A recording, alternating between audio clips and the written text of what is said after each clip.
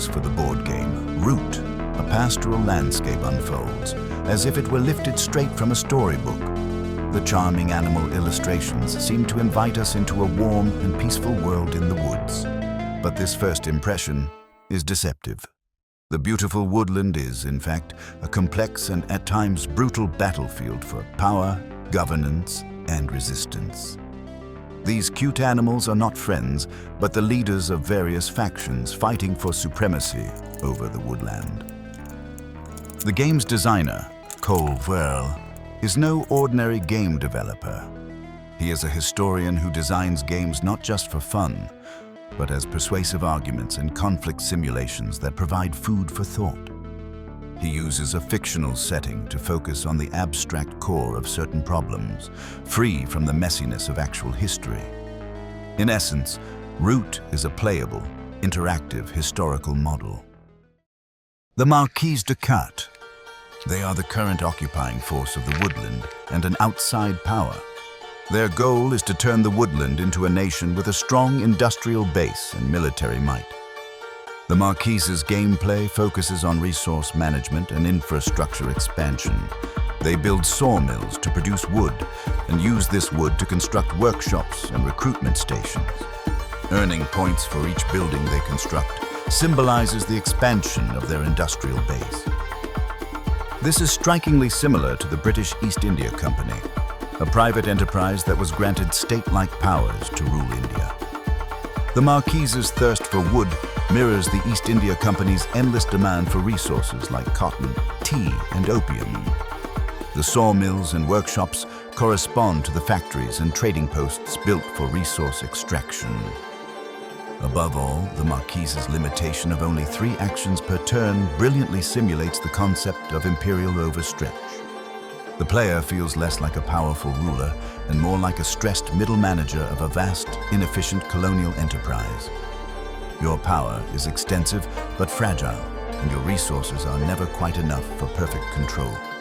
The game makes the player directly feel the logistical tension of an empire. The Eerie Dynasties.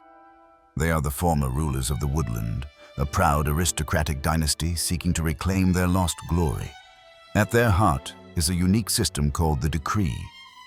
Each turn, the player must add a card to their decree, and they are compelled to perform all the actions in the specified order. This creates a powerful, accelerating engine, allowing them to perform over 10 actions in a single turn and overwhelm other factions.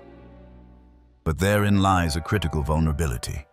If they are unable to perform even one of the actions specified in the decree, they fall into turmoil and everything collapses. This deeply resonates with the history of the rigid bureaucracy of the late Ottoman Empire and its core, the Janissaries. Once the Sultan's elite troops, the Janissaries evolved over time into a state within a state.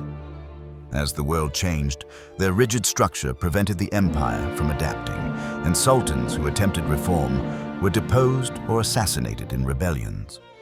The turmoil in the game is a mechanical representation of a coup d'etat born from institutional inflexibility. It shows how the greatest strength can become a fatal weakness. The Woodland Alliance is the voice of the oppressed common animals of the forest. They are not a traditional army, but a popular insurgency. The core of the alliance is not direct conquest, but spreading sympathy tokens to win the hearts and minds of the populace. Once they gain enough support, they incite a revolt to drive out the enemy and establish a permanent base. The Alliance's strategy is reminiscent of the People's War doctrine effectively used by 20th century insurgents, particularly the Viet Cong during the Vietnam War. The sympathy tokens represent popular support, while the supporter cards are a direct abstraction of the population. The Alliance's path to victory is not to control the most territory, but to make the cost of occupation unsustainable for the opponent. Repression can, in fact, generate more sympathy for the revolution. The game simulates this feedback loop, presenting the occupying forces with the classic insurgent's dilemma. The Riverfolk Company is a merchant guild that sees opportunity in the chaos of war. They have no interest in ideology or grand causes. They move only for profit. Their core mechanic is selling services, like cards, river travel, and mercenaries to other players. Their economy is entirely dependent on the needs and desperation of the other factions. They bring to mind the Hanseatic League, which was not a nation but a powerful confederation of merchant cities. The Hanseatic League thrived amidst the political fragmentation of Northern Europe, maintaining a trade monopoly. While professing neutrality, they skillfully exploited conflicts to maximize their own profits. The Riverfolk show that war is not just a clash of territory and ideology, but can also be a massive business opportunity for someone. The Lizard Cult is a messianic religious movement that rallies those who have been cast aside by society. Their most unique feature is their use of the discard pile, the lost souls, as a resource. The cards used and discarded by other players become the acolytes of the lizards, fueling their power. This shows a deep similarity to the Taiping Rebellion that swept through 19th century China. The Taiping Rebellion drew its followers from poor peasants and marginalized groups who suffered under the corruption of the Qing dynasty. The Lizard Cult's use of discarded cards as followers is a mechanical translation of how the Taiping Rebellion mobilized people who were discarded by the existing social order to form a massive force. They convert the game's waste into their core resource, finding strength in what the mainstream factions have rejected. Beyond the borders of the civilized woods, a great threat approaches, kicking up dust, the Lord of the Hundreds. He is a warlord who has united countless vagrants with his powerful charisma. His strength comes from overwhelming numbers. His warriors, known as the Mob, swarm the forest like locusts, rendering any defense line meaningless. To maintain this massive army, the warlord constantly demands tribute and seizes items from neighboring factions. The Lord of the Hundreds embodies the history of nomadic invaders who destroyed the old order.